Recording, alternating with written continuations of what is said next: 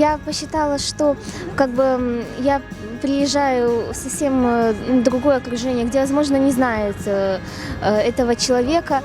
И я захотела, чтобы другие люди узнали что-то новое для себя и выбрала именно представителя своего народа, так сказать, познакомить людей с историей своего народа. В принципе, все были заинтересованы, у меня интересовались после моего выступления, там говорили о своих впечатлениях.